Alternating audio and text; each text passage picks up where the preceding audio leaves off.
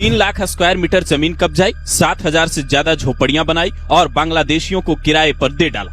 राजस्थान से पकड़ा गया लल्ला पठान कौन, जिसने गुजरात में बसाया मिनी बांग्लादेश। जांच में हुआ भयंकर खुलासा। 20,000 में आधार कार्ड, 3750 रुपए में पार्किंग, घर से मिला इतना रुपया, नोट गिनते गिनते थके अधिकारी।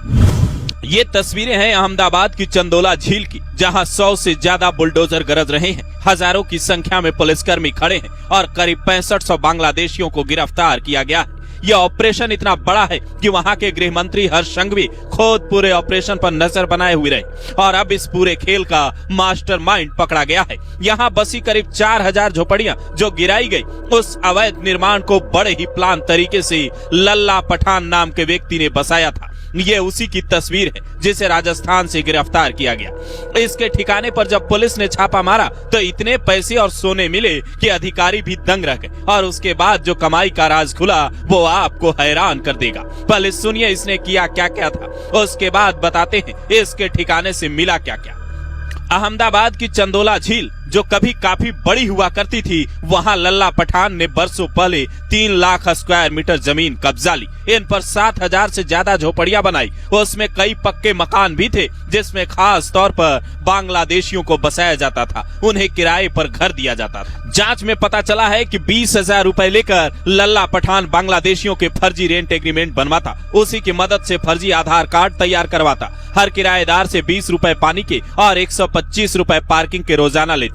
बांग्लादेशियों से उसने करोड़ों रुपए कमाए। नतीजा, अहमदाबाद शहर के अलावा नूर अहमद सोसाइटी, चौकीदार बाबा की दरगाह और शाह आलम में घर खरीदे हैं। लल्ला पठान के करीब 7 बैंकों में खाते हैं। मूल रूप से वो यूपी के कासगंज का रहने वाला बताया जा रहा है, जो राजस्थान से यूपी भागने की फिराक में था, लेकिन बांसवाड़ा से पकड़ लिया गया और जब उसके ठिकाने पर पुलिस पहुंची तो 9 लाख रुपए कैश, 250 ग्राम सोना और पैसे गिनने की मशीन तक मिली, जिसका मतलब है रोजाना इसके यहाँ लाखों रुपए गिने जाते होंगे। लेकिन ये कहानी सिर्फ इतनी नहीं है। कहा जाता है एक एनजीओ ने इस क्षेत्र में सियासत नगर नाम से बस्ती बनाई थी। 2010 से 24 के बीच अवैध कब्जों में यहाँ तेजी आई। झील की जमीन पर मुस्लिम समुदाय के लोगों ने बड़े पैमाने पर अवैध निर्माण किए, जिसमें अवैध बांग्लादेशी नागरिकों की संख्या काफी थी। चंदोला लेक इलाका अवैध कब्जों के साथ साथ जाली दस्तावेजों के नेटवर्क का सेंटर बन चुका था। हालांकि अब पूरा इलाका खाली हो चुका है। अवैध रूप से बसा ये शहर बुलडोजर कार्रवाई के बाद अवैध घुसपैठियों से मुक्त नजर आ रहा है।